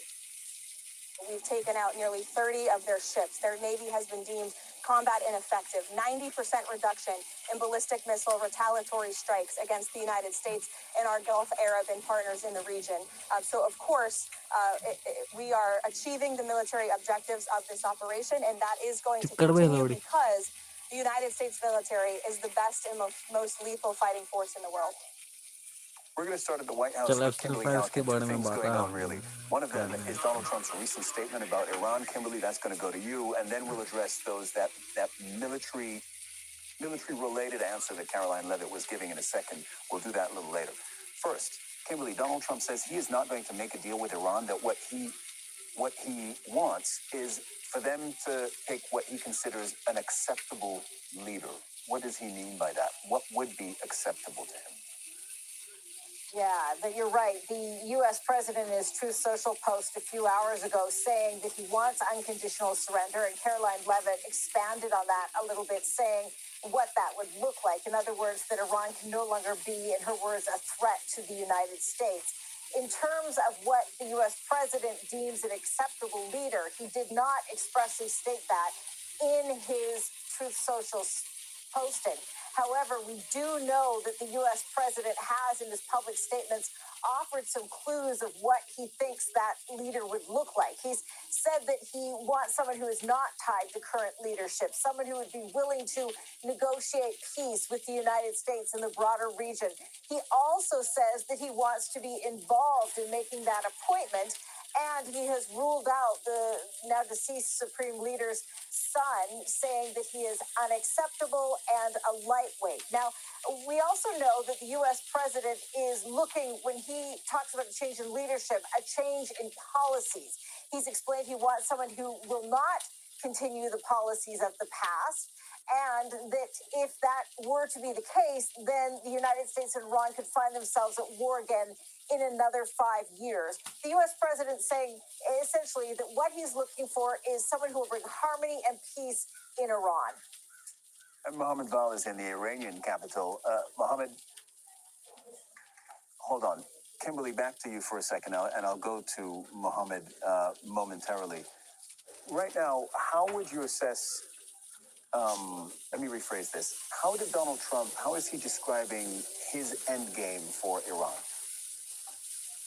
Well, the U.S. president has essentially, and this is what makes Americans nervous, is it looks like there is no definitive end game. In other words, the goalpost continues to move. And Many are concerned about this because they've had a generation of this already, whether it be in Afghanistan or it looks eerily familiar to the 2003 invasion of Iraq. But what we know is that with regard to the military operation, what the U.S. president is saying and what some of his Pentagon officials are saying often has been at odds in recent days. There's an important gap because while the Pentagon seems to be talking mostly about operational activities and that the U.S. is meeting its goals, what we also know is that the U.S. president has continued to kind of hammer down broader goals beyond that, as we were discussing, not only the regime change, but also the aspirations he has for the Iranian people. But very quickly, with regard to the fact that there is sort of a steady drumbeat on the operational goals of this war, we do know that there is an important meeting that's been happening here at the White House with regard to defense contractors and the fact that the U.S. is pushing for them to speed up their munitions production, given the fact that there has been widely reported to be a shortfall, something that the Pentagon publicly continues to deny.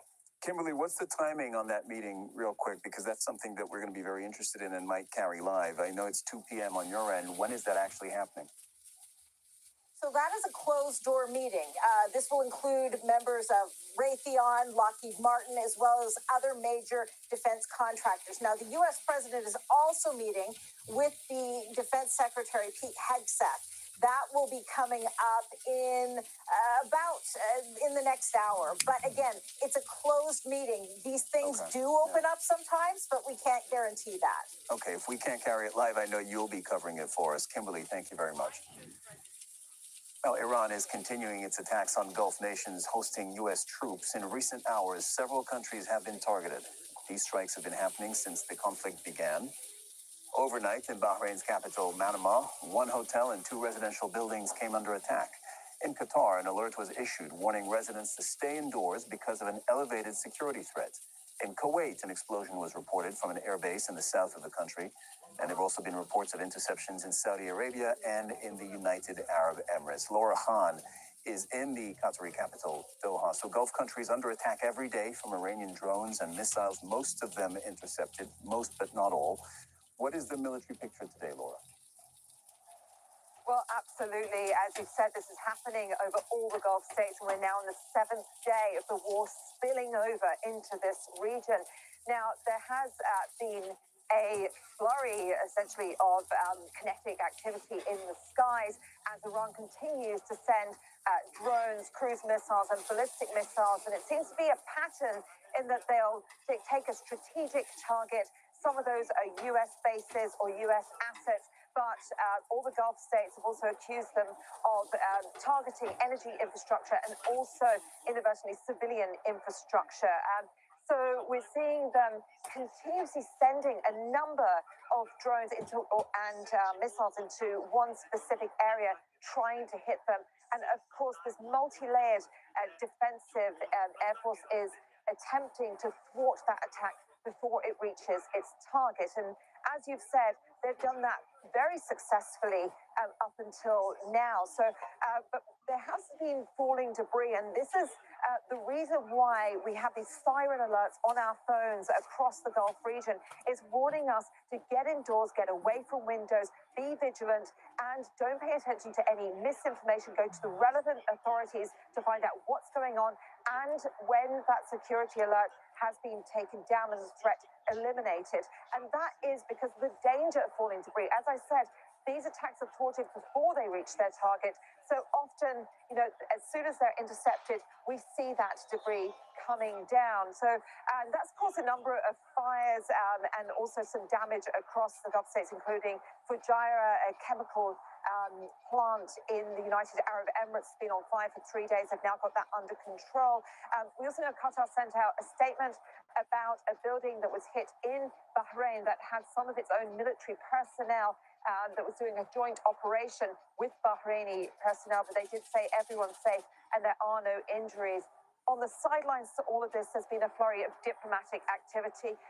Essentially, the Gulf Cooperation Council met with EU ministers yesterday on Thursday, and and they sent out a joint statement, really just showing solidarity, and the Gulf nations saying they will not allow anyone to use the bases in order to attack Iran, but they have the right to continue to defend themselves. And that defense is really being put to the test, the amount of missiles being sent through at the moment.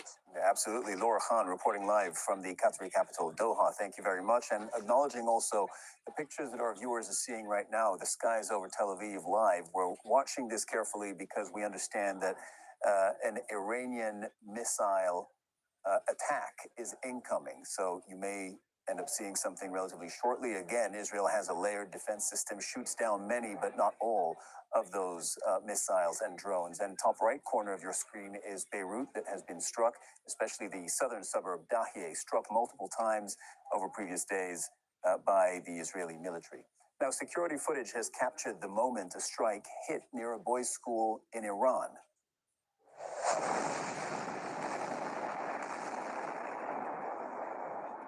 That attack took place in the northwestern city of Qazvin. At least one student was killed in the strike. Students and teachers can be seen running for safety.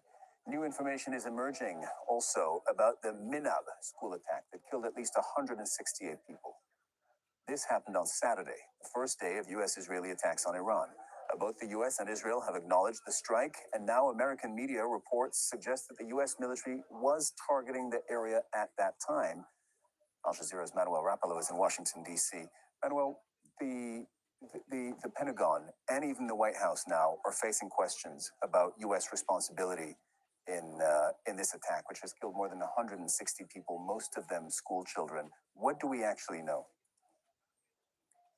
Cyril, I think it's important that we begin by saying that we cannot say conclusively that it was the United States military that was responsible for this attack on an elementary school in southern Iran. What we have learned on Friday is that White House officials speaking to lawmakers on Capitol Hill in a behind closed doors briefing reported that in a preliminary military investigation, it appears as though U.S. forces launched the strike that hit that school while targeting a nearby IRGC facility. Now, we did reach out to the Pentagon for a comment earlier in the day. We had a response from U.S. Central Command saying it would be inappropriate to comment given the incident is under investigation. This is consistent with what we've heard from the Defense Secretary Pete Hegseth, who has been asked about this during Pentagon briefings over the course of the week. He said that he can't comment on that other than the United States does not intentionally target civilians, saying that there is a Pentagon investigation underway. White House Press Secretary Caroline Leavitt was also asked about this, gave a similar answer saying the U.S. simply does not target civilians. Now, just to back up a little bit, talk a little bit about what this attack actually entailed. This is an attack that took place on February 28th, the first day of the military campaign by the United States and Israel against Iran. It was a girls' school in the southern city of Minab in southern Iran that left somewhere between 160 and 180 people dead, most of them children. It's being considered the deadliest civilian casualty event thus far in this conflict. Iran has jointly blamed both the United States and Israel, calling this a war crime. We've heard concerns now voiced by the United Nations humanitarian groups, saying that this could be a violation of international humanitarian law. Of course, at this point, if the United States military does acknowledge responsibility for this strike, there could be a reasonable expectation of international condemnation against the United States and certainly significant blowback here domestically for the Trump administration politically. Manuel Rapallo in Washington, D.C., thank you very much. We can now go back to Iran. Mohammed Val is in the Iranian capital. Mohammed, we started this hour by reminding our viewers that Donald Trump says there's not going to be any deal. He's not going to make a deal with Iran. What he wants is their unconditional surrender, his words. However, the Iranian president wrote on X a few hours ago, quote, "Some countries have begun mediation efforts." So do you know if there are any talks going on? So no, Apparently, Iranians are not responding favorably to this request because the president in that tweet said we are focused now on the defense of our beloved nation. And he said that those who are trying to initiate these negotiations should talk to the others who initiated this aggression against our people. So that's a very clear message from the Iranians that they're not waiting for this negotiation to resume. They don't have faith in it. They might trust the negotiators' goodwill, but they don't trust the other parties' goodwill in this regard because they say that on two occasions, Americans attacked Iran in the middle of negotiations when there were prospects for a peace deal. That the same talk, the same ideas have been reiterated by others, including the foreign minister yesterday in an interview with an American news outlet. He said that we're not asking for a ceasefire, we're not asking for negotiations because we don't trust the other side. And he repeated those same reasons why Iran is not trusting the Americans and the Israelis. Iran is focused on defense now and on waging this war to the end.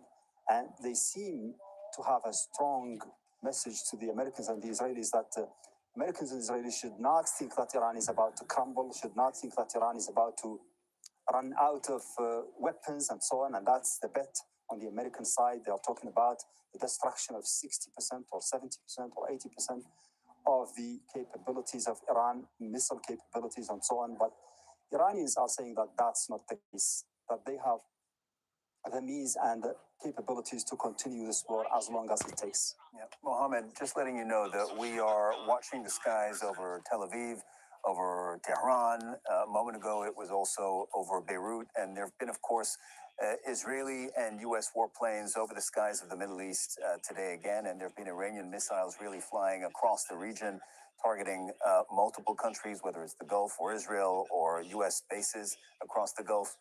On your end, I understand that there's been very heavy bombardment in the capital, Tehran, and in other locations. Can you brief us to the best of your ability on the military update today? Yes, throughout the day, Cyril, there have been bombardments across Tehran in particular. And today they revisited the same site that the Israelis started the war with bombarding, and that's the Pastor district, where the presidential palace and the house, the residence of the late supreme leader. The Israelis are saying that they targeted the bunker that was about to be used by the late supreme leader, but the Israelis have struck him and killed him before he went into that bunker. They said that some of the leaders might be meeting there and they are assessing the situation. They talked about 50 aircraft participating in the operation overnight or at dawn this morning, and about 100 bombs used against that bunker. That's a huge operation, but we don't know. We haven't seen anything by way of results or impact being revealed by the Iranians here. They are denying that anybody was killed there. So apparently that's a waste of weapons on the part of the Israelis. But also in other cities, lots of other cities have been bombarded today, including, aside from Tehran, you have Qum, you have Ilam, you have Kermanshah, you have Bandar Abbas and other cities. And particularly the Israelis are focusing on Ilam, close to the Kurdistan, the Iranian Kurdistan region. That's because, as the Iranians say, Israel is trying to weaken the presence of Iranian army there to create conditions for the Kurdistan fighters, the Iranian Kurdistan fighters, or Kurdish fighters rather, to cross the border and wage a war alongside the Americans and the Israelis on the ground. The Iranians are preparing for this. They are cautious about it. They are talking to the Iraqis, both in the north, the Kurdish Iraqi region leaders, and also Baghdad, about the danger of allowing the Kurdish fighters to start this kind of operation inside Iran, talking about reactions, talking about retaliation from Iran, and about disruption of diplomatic ties if this happens. There is also talk about a lot of civilians being killed, 20 people in Shiraz killed today, and 2 medical staff workers also there in Shiraz. 2 people killed in the north, in the northwest, and schools being hit, medical centers being hit. So the toll among civilians is rising by the day, and that's a huge concern for Iranians here, even though the government is talking about preparations for bunkers to be used, and those bunkers are basically the metro stations being prepared to be shelters for people, but that is taking time, and it's not ready yet. Mohammed Val reporting from the Iranian capital, Tehran. Thank you very much. We're looking at developments across the region live. Meanwhile, Iran's military has warned Iraq's Kurdistan regional government that it will take action against any move to deploy forces along the Iranian border. This is something Mohammed was referencing a second ago. It comes after Donald Trump said if Kurdish forces want to mount an armed offensive against the Iranian government, then he would support that. There has also been a series of attacks on Kurdish targets in the region. The latest attack hit a site belonging to an exiled Iranian Kurdish group based in Iraq. Drones and missiles targeted the site in northern Iraq belonging to the Iranian Kurdistan Democratic Party. Al Jazeera's Asad Beg is in Iraq, and he spoke to the leader of one of the exiled Iranian Kurdish groups. Baba Sheikh Hosseini is his name. He's the Secretary General of the Khabat Organization of Iranian Kurdistan, and he confirmed that the U.S. has made contact with his group. He says it's highly likely that exiled Iranian Kurdish groups will stage a ground operation. Just directly, are your fighters already mounting a ground operation against Iran? At this moment, no. We are not currently engaged in any offensive operations. We have been planning for a long time, and now that conditions are more favorable, there is a strong probability of action. We have yet to reach a decisive decision, but it is highly likely we will move forward with a ground operation. The Americans have contacted us through various channels, but until now we have not met directly, but they contacted us. They asked what we should do with this regime, what are the ways, and talking if we can cooperate together in the future. Only in that context. There has been no direct communication until now, but through intermediaries, through other Kurdish people. When the time comes and we meet with them, it becomes clear in the operational field.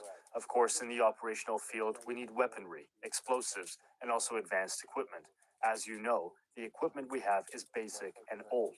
Today's wars are more advanced than before. So if there was something like this, we have this request. Our panel this hour, Mohammed El-Masri, Professor of Media Studies at the Doha Institute for Graduate Studies, and from Washington, D.C., Omar Rahman is a fellow at the Middle East Council on Global Affairs.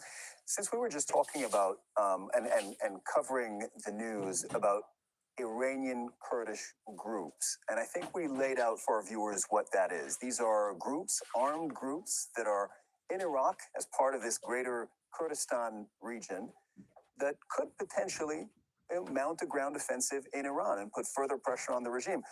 Omar, how seriously are you taking this? I mean, I think it's a serious issue. I mean, you heard from during that interview, these groups are serious. They are armed. They are organized. The Trump administration obviously, doesn't want to put American boots on the ground. That's kind of a last option, and so it's seeking for alternatives.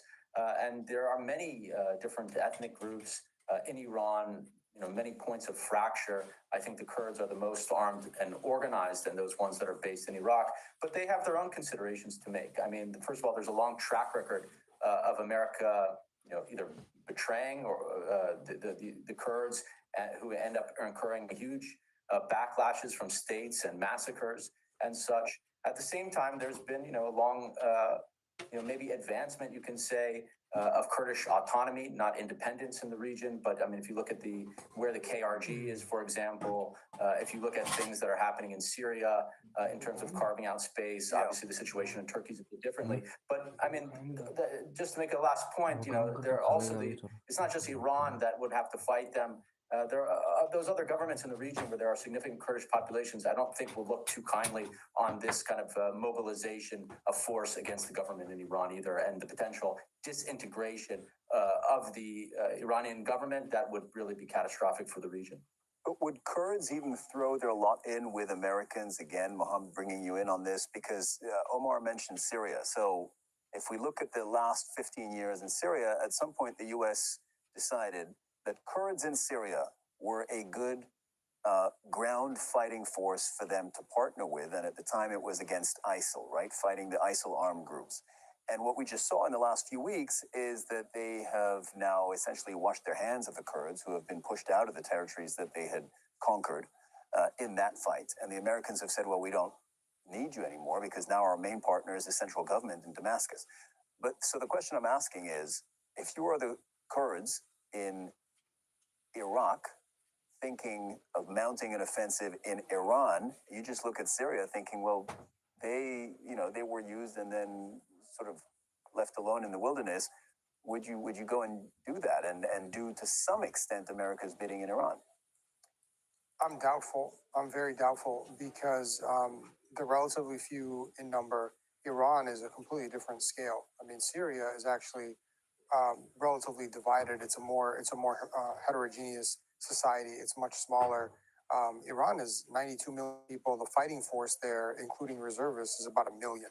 So, I mean, I just don't see a path forward for any kind of serious resistance. Now, is it possible that they could, wreak havoc and cause trouble and things like that? Well, yeah, that's always possible. But I just don't know that they would, put their cards in because it's too risky for them, especially given the way things ended in Syria.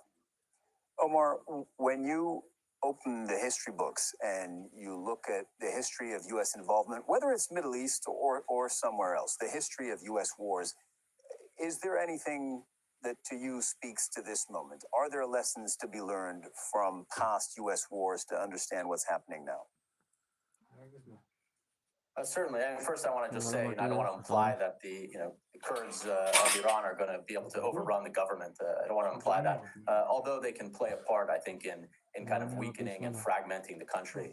If they're given enough support from the Americans and the Israelis to wage some kind of like guerrilla warfare. Anyway, that aside, yes, I think there are certainly lessons. I mean, again, this is in a way similar but more destructive to the Iraq War. I mean, we're not seeing the kind of massive invasion of the U.S., but we're seeing, a massive use of force against a government that is aimed at weakening it to the point of collapse, and the significant trouble that poses to the rest of the region. And I think the rest of the region recognizes that, and that's why there was an effort by the Gulf states, for example, to trying to find some diplomatic outcome. Everybody fears, even those that don't love the Islamic Republic, fear the disintegration of the state, the vacuums that can open up, the power vacuum, security vacuum, and all the repercussions of that for the rest of the region. So I think there are serious lessons that this Trump administration, is profoundly ignorant of somehow. The lessons of history that are not that old, but at the same time, it doesn't seem to appreciate or have a historical awareness for what they're doing now.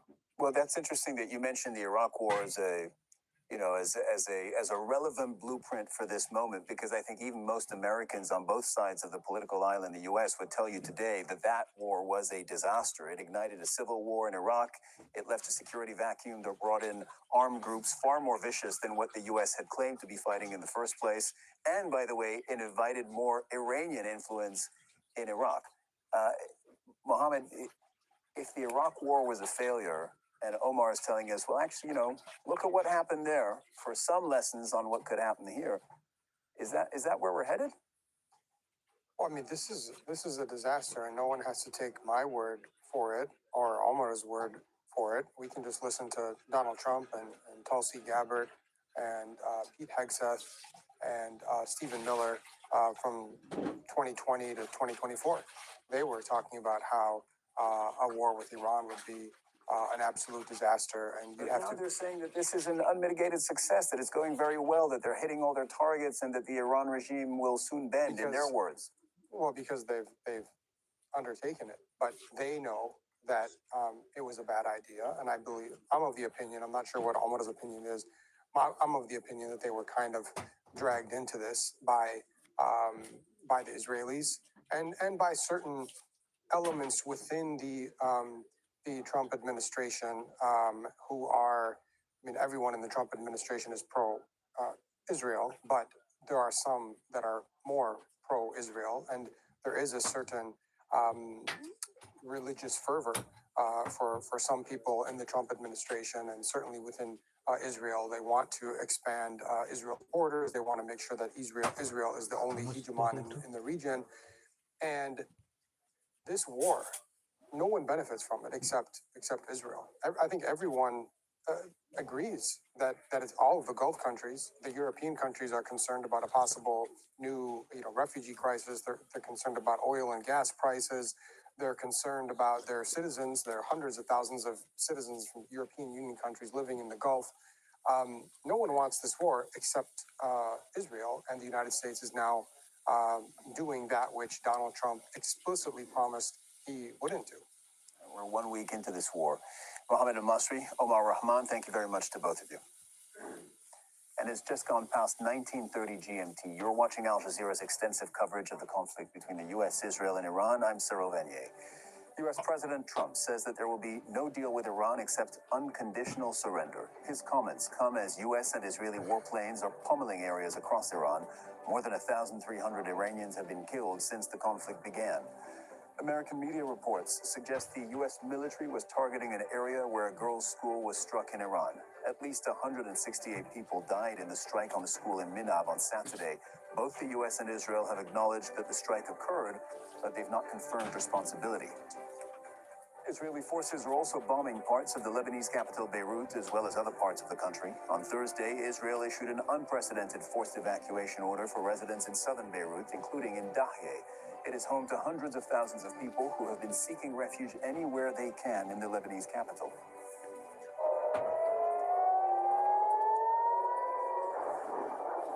And Iran has launched another barrage of missiles at Israel. Overnight explosions damaged the city's infrastructure. At least 11 people have been killed in Israel since Saturday.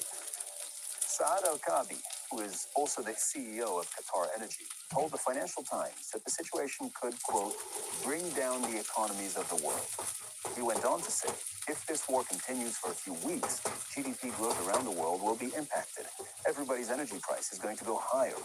And he says natural gas extraction in Qatar cannot resume until the military here signals an end to hostilities and to attacks. Oil prices are already on track to rise by more than 15% this week, their biggest surge in 4 years. Brent crude is now trading at nearly $90 a barrel. 20% of the world's oil supply is shipped through the Strait of Hormuz, but that passage is effectively closed now, and ships nearby have been attacked. Missiles and drone attacks have also hit oil and gas facilities, forcing Saudi Arabia and Qatar, as we said, to suspend production. Kristen Salumi is at the New York Stock Exchange. Kristen, how are markets responding to all of this? Yeah, markets are still in the red here. They've been tracking lower all day, sinking as oil prices surge. Escalating conflict in the Middle East, driving concerns about disruption in the global energy markets. The world has been watching these oil prices rise. Here in the United States, we've seen the West Texas crude oil, a benchmark, rise to above $92 a barrel. That's a 13% increase. Today alone, that has increased 36% in the last week. That gives you an idea of how things have been moving here slowly but steadily upward. Why is that? Well, first of all, we've got President Trump saying things like only unconditional surrender will result in a deal to end this war. That could significantly impact the worldwide oil supply. Also, we've got Qatar's energy minister, as you mentioned, indicating that production in the Gulf would have to stop if the conflict does not end. That's obviously a huge concern. And even as the administration attempts to ease worries, saying things like they'll release oil from strategic reserves or take steps to protect tankers in the Strait of Hormuz, that's only having a nominal effect. There's a lot of jitters, a lot of volatility in the market this week. As these rising prices become more tangible for American consumers as they go to fill up their vehicles, and also for businesses that are seeing their expenses rise. So we haven't seen a dramatic plunge, but we've seen a steady plunge of the markets. One bright spot that won't surprise you is the defense sector. We're seeing stocks like Lockheed Martin and General Dynamics increase as the conflict continues. But the Dow Jones Industrial right now is on track to have its worst week in 3 years. The worst week in 3 years. Kristen Salumi reporting from Wall Street. Thank you very much. The U.S. has given India a waiver to buy Russian oil for 30 days in order to ease the pressure on the world's third largest importer and consumer. On Friday, the Indian government ordered oil refining companies to maximize production of liquefied petroleum gas, but only sell it to domestic customers. The country refines and exports petroleum products ranging from jet fuel to chemicals and plastics. In August last year, India was hit with a 25% tariff by the United States as punishment from the U.S. for buying Russian oil, and that waiver was revoked last month. 1 week on, the conflict between the U.S., Israel, and Iran is spreading far beyond the region. Julide Iger takes a look at the countries now involved as tensions continue to escalate. On the 28th of February, the US and Israel launched joint strikes on Iran. Since then, more than 100 cities have been attacked, and at least 1,300 people have been killed, including Iran's supreme leader. Iran was quick to retaliate, launching thousands of strikes towards Israel. One of the deadliest attacks was on the city of Beit Shemesh. But Iran also launched near simultaneous attacks on countries in the region hosting US bases. These are the countries that have been affected so far, and the missile interceptions are still taking place. Some of the attacks have hit US embassies, oil refineries, and even hotels. Then, on the 2nd of March, Hezbollah decided to attack Israel in response to the killing of Iran's supreme leader. And of course, Israel retaliated. The violence has sparked widespread displacement across Lebanon. On the same day, Cyprus reported that a British airbase had been attacked. Several European countries have decided to send naval assets to Cyprus following that attack.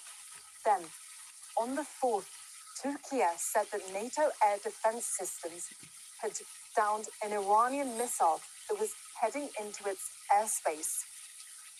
The same day, the US said a submarine had sank an Iranian warship off the coast of Sri Lanka, killing more than 80 people on board. The ship was taking part in a military exercise in India and was heading back to Iran. Then, on the 5th, Azerbaijan became the latest country to be dragged into the conflict. Officials said drones had fallen near an international airport. 1 week on, what's clear is that the US and Israeli assault on Iran has spread far across the region. Julide Iger there. And there have been multiple attacks reported in cities across Iraq. That is including the cities of Erbil, Mosul, and Baghdad. An Iranian-backed armed group claimed responsibility for hitting the U.S. Victoria Air Base near Baghdad airport with a rocket barrage.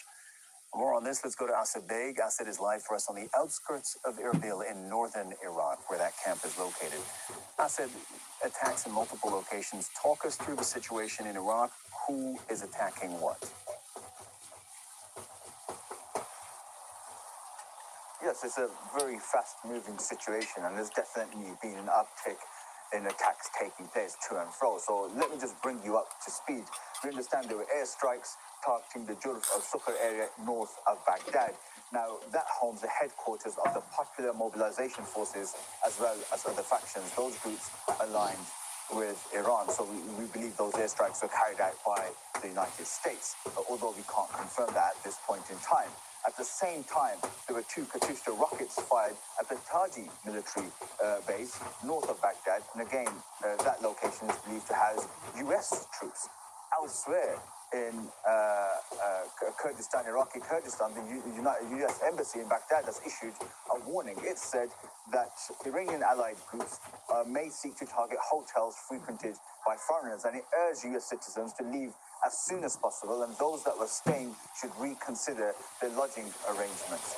Elsewhere in Iraqi Kurdistan, there have been attacks against Iranian Kurdish groups here, and we've seen Iran as well as Iraq-based groups that are aligned with Iran attacking bases, headquarters, communications towers. We visited some of those camps today, and just to give you the context for that, there's a coalition, an alliance of 6 Iranian Kurdish groups now, and since the United States has been talking about Kurdish groups possibly mounting ground operations in Iran. Now, we spoke to one of the leaders of that group within that alliance and started off by asking him whether his group was already involved in a ground operation or planning to.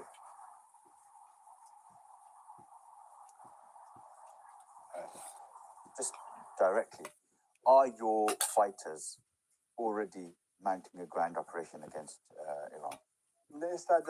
At this moment, no. We are not currently engaged in any offensive operations. We have been planning for a long time, and now that conditions are more favorable, there is a strong probability of action. We have yet to reach a decisive decision, but it is highly likely we will move forward with a ground operation. The Americans have contacted us through various channels, but until now we have not met directly. But they contacted us. They asked what we should do with this regime, what are the ways, and talking if we can cooperate together in the future. Only in that context. There has been no direct communication until now, but through intermediaries, through other Kurdish people. When the time comes and we meet with them, it becomes clear in the operational field. Of course, in the operational field, we need weaponry, explosives, and also advanced equipment. As you know, the equipment we have is basic and old. Today's wars are more advanced than before. So if there was something like this, we have this request. So that is something